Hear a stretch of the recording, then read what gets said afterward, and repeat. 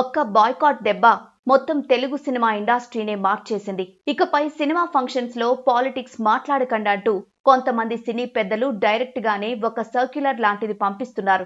ఇప్పటికే కొందరు మీడియా ముందు తమ తప్పు ఒప్పుకోగా ఇంకొందరు అదే మార్గంలో ఉన్నారు. తాజాగా యువ హీరో విశ్వక్సేన్ కూడా అదే బాట పట్టారు.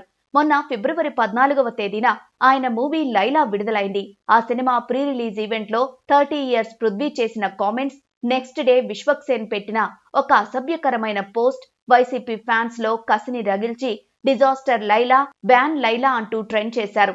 ఆ దెబ్బకు పూర్తిగా నెగిటివిటీ మూటగట్టుకున్న ఈ మూవీలో అసభ్యత పాళ్లు ఎక్కువగా ఉండడంతో దారుణంగా పరాజయం పాలైంది.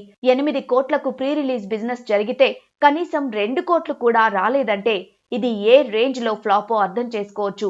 దీంతో ఏం చేయాలో పాలుపోని హీరో విశ్వక్సేన్ తన తప్పుని తెలుసుకుని సోషల్ మీడియాలో ఒక పోస్ట్ రిలీజ్ చేశారు.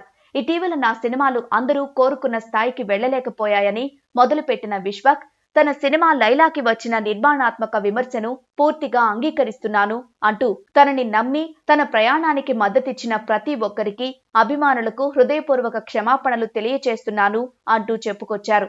ఇకపై ప్రతి సినిమా క్లాస్, మాస్ ఏదైనా సరే అసభ్యత లేకుండా ఉండేలా చూసుకుంటా అంటూ హామీ ఇచ్చారు. పనిలో పనిగా విశ్వక్తో పనిచేసిన నిర్మాతలు, డిస్ట్రిబ్యూటర్స్, కథానాయికలు, దర్శకులు, రచయితలు అందరికీ కూడా కృతజ్ఞతలు చెప్పుకున్నారు. త్వరలోనే మరో బలమైన కథతో మీ ముందుకు వస్తాను, మీ మద్దతు నాకు ఎంతో ప్రాముఖ్యం అంటూ ఒక సుదీర్ఘ లేఖ పంచుకున్నారు విశ్వక్సేన్. దీనిపై అందరూ హర్షం వ్యక్తం చేస్తున్నారు. ఎలాగూ తప్పు ఒప్పుకున్నావు కదా, అదే చేత్తో వైసీపీ వాళ్లకు ఒక సారీ చెప్పేస్తే వాళ్ళు కూల్ అయిపోయి నీ తర్వాత సినిమాలకు సపోర్ట్ చేస్తారుగా అంటూ కొందరు ట్విట్టర్లో రిప్లైస్ ఇస్తున్నారు. సినిమా అంటే ఒక మంచి కంటెంట్ ని నమ్ముకోవాలి కానీ బూతుని, కాంట్రవర్సీని నమ్ముకుంటే ఫలితం లైలాలా ఉంటుందని, ఇప్పటికైనా మేలుకున్నందుకు సంతోషం అంటూ సినీ అభిమానులు హితవు పలుకుతున్నారు.